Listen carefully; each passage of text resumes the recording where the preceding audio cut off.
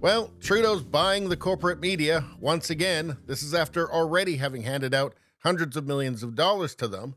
But what else is he going to do? It's the only thing he's good at. This is from michaelgeist.ca. It says, Bill C-18 bailout. Government announces plans to pay for 35% of journalist costs for news outlets as it more than doubles tax credit per employee. So why does it say Bill C-18 bailout? Well, Bill C-18 is the Online News Act. And that is, of course, what's responsible for Meta blocking Canadian news and for Google promising to do so as well in the future. Now, the Online News Act has passed in Parliament, but it hasn't actually been enacted yet, and it probably won't be till next year at some point. And I think with all the controversy around it, they're trying to buy time, just like they buy the media. And although Meta has already blocked Canadian news links on Facebook, Instagram, they got ahead of the game. So although they've already done it, Google has said they won't do it until the bill is actually enacted.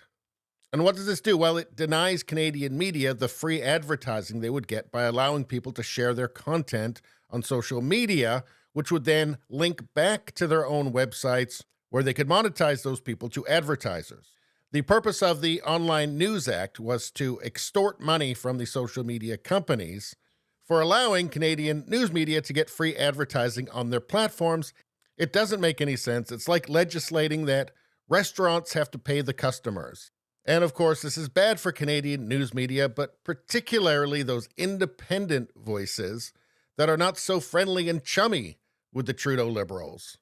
Because they're not going to be getting any bailouts from the government, let me tell you. I mean, Trudeau's not going to pay anybody to criticize him, or at least not criticize him too harshly. But the article says the government has taken the first step to creating a bailout for its disastrous Bill C-18 by agreeing to News Media Canada demands to increase the support under the Labour Journalism Tax Credit. While the current system covers 25% of journalist costs up to $55,000 per employee, or $13,750, the government's fall economic statement increases both the percentage covered and cap per employee. Under the new system, which is retroactive to the start of the year, qualified Canadian journalism organizations, which covers print and digital but not broadcasters, can now claim 35% of the costs of journalist expenditures up to $85,000 per employee. This increases the support to up to $29,750 per employee, or an increase of 116%.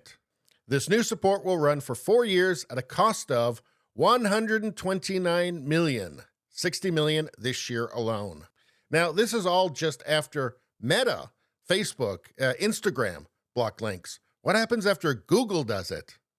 But if you think that corporate media in Canada is worried, I don't think they are. They know that Trudeau's going to bail them out.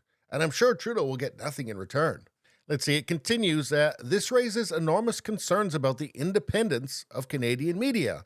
While the government claims this is being done to ensure a, quote, strong and independent, wink, wink, press, it's not hard to see how the opposite may be true. In fact, it may be obvious. And I'm sure that Trudeau was not unhappy with any of this. In fact, it's probably the preferable option. The corporate media is going to be fine, and they're also going to know who their paymaster is. As for that independent press, like Rebel News, True North, Countersignal, well, they're not getting any favors from the government, and it hurts them. And guess what? Trudeau doesn't like them. Here's him refusing to answer a question from a Rebel News reporter. Quite frankly, I won't call it a media organization, your group of individuals.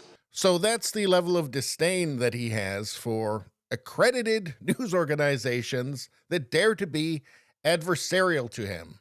So to finish this off, I think Trudeau was perfectly happy with this outcome, where the corporate media is once again beholden to him. And I'm not saying that he engineered this outcome or that he's smart enough to engineer this outcome, but I do think that he's more than happy to take a gain from Canada's loss. Anyway, that's all I'm going to say about that. Please subscribe, like, and share. Sharing really helps me out. I thank you for that. I will see you next time.